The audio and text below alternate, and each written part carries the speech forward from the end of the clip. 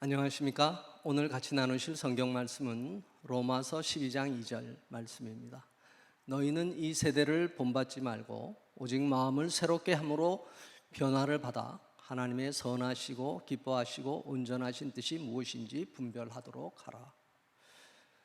한국에 오신 탈북민들은 북한도 겪었고 중국도 겪었으며 지금 한국이라는 나라도 온몸으로 겪고 계십니다. 어느 탈북민 분은 이렇게 말씀하십니다. 북한에서는 배고파서 못 살겠다. 중국에 숨어 살 때는 잡혀갈까 봐 두려워서 못 살겠다. 한국에 와서는 뭐가 뭔지 몰라서 못 살겠다라고 하십니다. 많은 탈북민들이 중국 등지에서는 신앙을 가졌으나 한국에 들어오신 이후로는 교회에 나가지 않을 뿐 아니라 그때 가졌던 성경 말씀과 기도도 잊어버린 분들이 있습니다. 심지어는 탈북 청년들이 한국 대학에서 국가의 도움으로 공부할 때는 교회 예배와 성경 공부 등에 참여하면서 장학금 명목으로 일정에게 지원을 받기도 했습니다. 그런데 직장을 가지게 되고 자신이 스스로 수입을 갖게 되자 교회 출석을 하지 않고 예배도 드리지 않으며 성경도 읽지 않는 비기독교인과 다름없는 삶을 살아가시는 분들이 있습니다. 현재 자신이 신앙에서 멀어져 있지 않거나 세속에 빠져 있지 않는지요라는 질문을 드립니다. 첫째, 지금 한국을 비롯한 선진국의 교회들은 거대한 세속화의 물결을 맞고 있습니다. 세속이란 무엇입니까? 타락한 인간이 정욕과 탐심에 지배받는 세상에서 사는 모습을 총칭하는 표현입니다. 세속은 인간의 죄성에 뿌리박고 있습니다.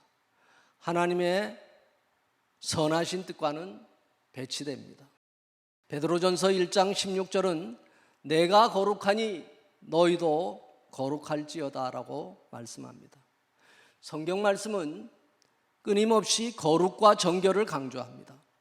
기독교적 가치는 성결과 경건에 기초를 두고 있습니다. 십계명의 첫째는 나 외에 다른 신을 두지 말라는 것입니다. 눈에 보이는 물질적 우상만을 섬기는 것이 우상숭배가 아닙니다.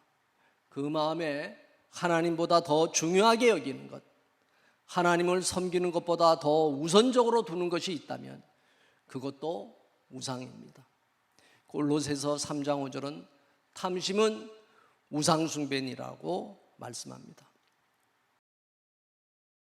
탈북민들은 한국에 들어와 살다 보니 한국에서는 자유라는 좋은 면이 있다고 말씀하십니다.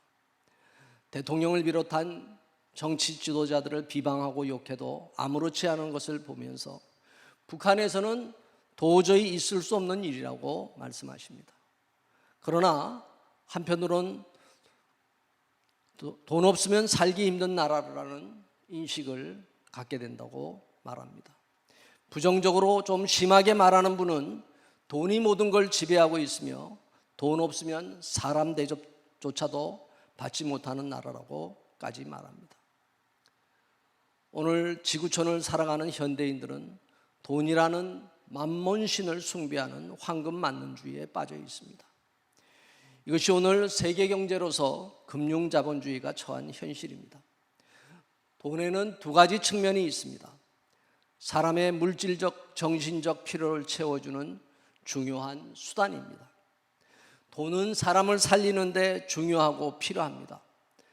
탈북민 한 사람을 한국에 데려오는 데는 1천만, 2천만 원을 넘는 돈이 필요하다고 합니다.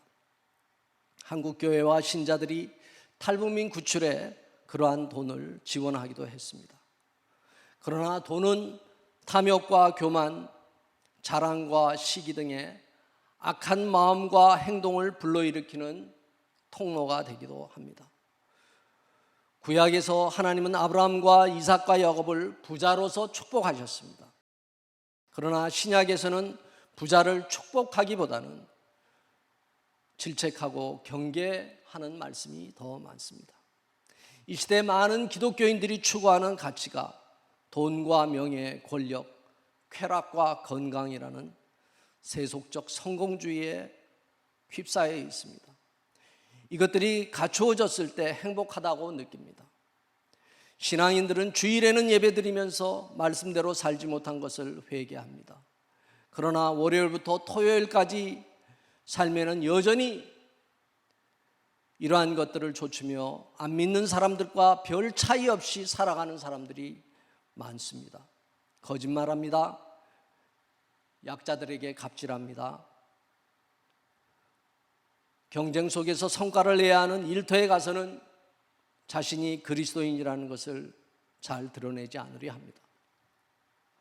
자기 이익을 위해서라면 물불을 가리지 않고 상대를 누르고 이기려 합니다.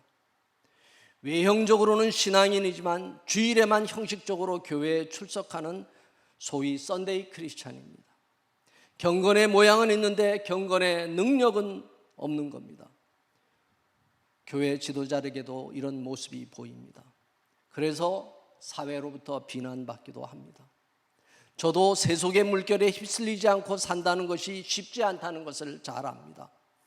그러나 하나님은 이런 모습을 기뻐하지 않으십니다. 여호와를 버리고 바알과 아세라 우상 숭배를 좇은 이스라엘은 결국 아시리아와 바벨론에게 멸망당하고 마는 징벌을 받고 맙니다. 왜 신앙인들조차 이렇게 세속의 물결에 휩쓸리게 될까요? 지금 시대는 믿음을 지키기도 말씀대로 살아가기도 어려운 시대입니다. 왜냐하면 영적으로 사단의 불화살과 유혹이 그만큼 강하기 때문입니다.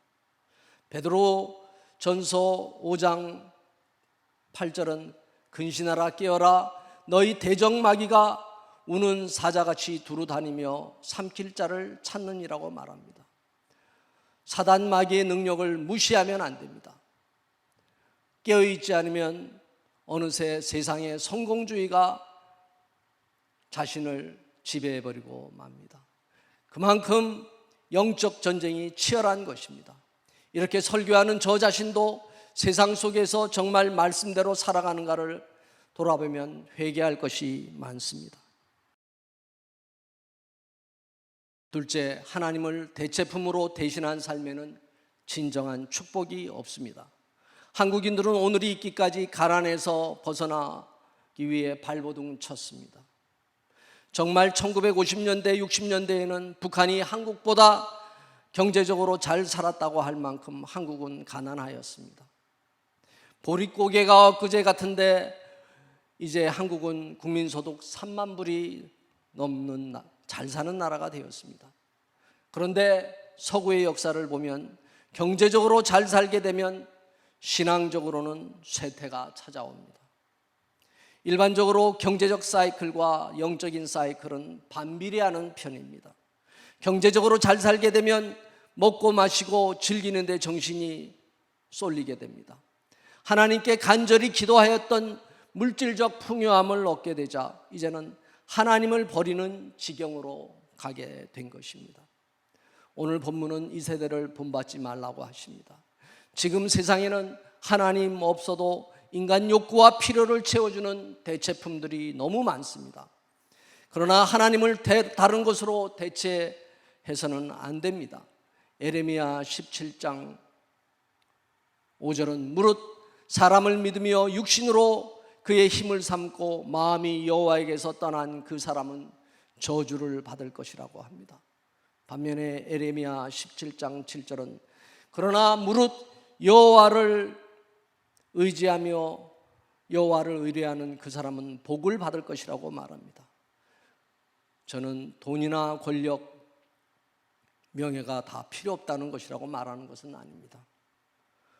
복음을 위해 귀히 쓰이는 재물이 있습니다. 그리고 하나님이 기뻐하시는 높은 자리도 있습니다. 하나님은 요셉과 느헤미야, 다니엘에게 국무총리라는 권력을 주셨습니다. 사람들에게 존경받고 박수받는 명예도 있습니다. 그러나 그것 자체가 목적이 되어 정욕과 탐심으로 추구하면 그 자리는 자기를 죽이는 것이 되고 맙니다. 왜 우리가 기도하는데도 구하는 것을 얻지 못할까요? 야고보서 4장 3절은 구하여도 받지 못하면 정욕으로 쓰려고 잘못 구하기 때문이라고 말합니다. 하나님은 왜 돈이나 권력, 명예, 쾌락, 건강을 추구하는가 하는 동기를 잘 아십니다. 하나님께서 정말 사랑하는 자녀라면 우리는 그것들이 아무것도 모르는 아이에게 면도칼을 주는 것과 같은 것과도 같은 것임을 아시기 때문에 주지 않으시는 것입니다. 하나님은 정말 하나님 나라를 위해 필요할 때는 돈과 권력과 명예, 건강도 주신다고 믿습니다. 왜 세상적으로 잘 나가는 사람에게 어느 날 갑자기 질병을 주실까요? 자신이 몸 관리를 잘못했기 때문이기도 하지만 병을 통해서 하나님께 돌아오도록 하기 위함이기도 합니다. 셋째, 신앙인은 자기를 지켜가야 합니다. 먼저 그 나라와 그 일을 구하면 하나님은 필요한 것을 공급하십니다. 신앙인은 세상에 선한 영향력을 미쳐야 하지만 세상이 너무 악할 때에는 그것을 떠나 먼저 자기를 지켜야 합니다. 요한일서 1장 15절 17절은 이 세상이나 세상에 있는 것들을 사랑하지 말라. 누구든지 세상을 사랑하면 아버지의 사랑이 그 안에 있지 아니하니 이는 세상에 있는 모든 것이 육신의 정욕과 안목의 정욕과 이생의 자랑이니라. 이는 아버지께로부터 온 것이 아니라 세상으로부터 온 것이라. 이 세상도 그 정욕도 지나가되 오직 하나님의 뜻을 행하는 자는 영원히 거하느니라고 말씀하십니다. 여기서 말하는 세상이란 세속으로서 인간의 정욕이 지배하는 곳을 말하는 것입니다. 주님은 마태복음 6장 33절에서 그런즉 너희는 먼저 그의 나라와 그의 일을 구하라. 그리하면 이 모든 것을 너희에게 더하시리라고 말씀하십니다. 이것이 성경적인 성공관입니다. 대한민국에서 자립적으로 살아가려면 돈을 벌어야 합니다. 그러나 돈을 벌기 위해 하지 말아야 할 일은 해서는 안 됩니다. 신앙인은 실정법이 금지하고 있는 불법적인 일을 해서는 안 됩니다. 도덕적, 윤리적으로도 바람직하지 않은 직업이 있습니다.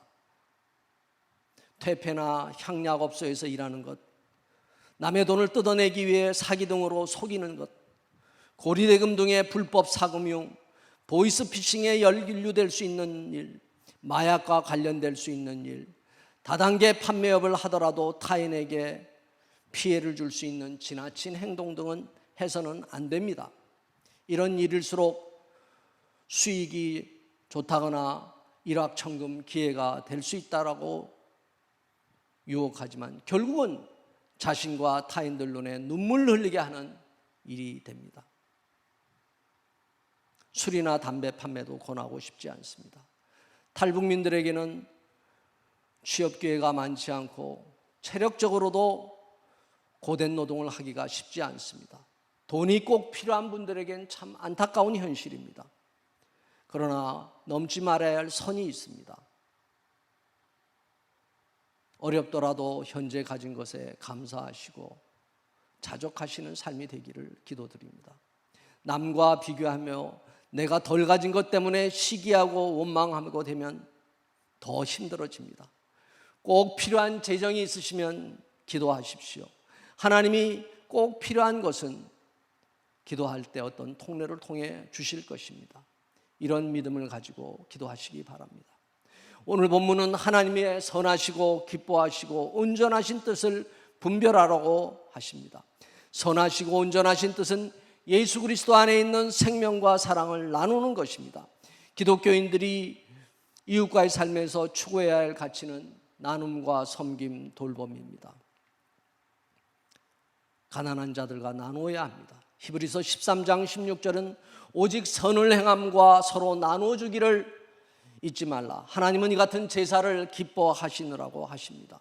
요한일서 3장 17절 18절은 누가 이 세상 재물을 가지고 형제의 궁핍함을 보고도 도와줄 마음을 닫으면 어찌 하나님의 사랑이 그 속에 거하겠느냐. 자녀들아, 우리가 말과 혀로만 사랑하지 말고 행함과 진실함으로 하자고 말씀하십니다. 신앙인은 믿음의 선한 싸움을 싸워가야 합니다. 디모데후서 4장 7절 8절은 나는 선한 싸움을 싸우고 나의 달려갈 길을 마치고 믿음을 지켰으니 이제후로는 나를 위하여 의의 면류관이 예비되었음이라고 말씀합니다. 세속에 흔들리지 말고 휩쓸리지 말고 말씀으로 자기 자신을 지켜가시는 저와 여러분이 되시기를 축원합니다. 기도하겠습니다. 하나님, 저희가 참 부족합니다. 허물이 있고 세상 유혹에 연약함이 있습니다. 저희를 지켜주시옵소서. 악한 영들의 불화살을 막아주시고 꺾어주시옵소서. 돈과 권력, 명예와 쾌락을 먼저 쫓아가는 세속의 성공주의에 빠지지 않게 하옵소서. 그 나라와 그 일을 먼저 구하는 저희들의 삶이 되게 하옵소서. 나눔의 삶을, 돌봄과 섬김의 삶을 실천해가는 저희들이 되게 하옵소서. 예수님의 이름으로 기도하옵나이다. 아멘.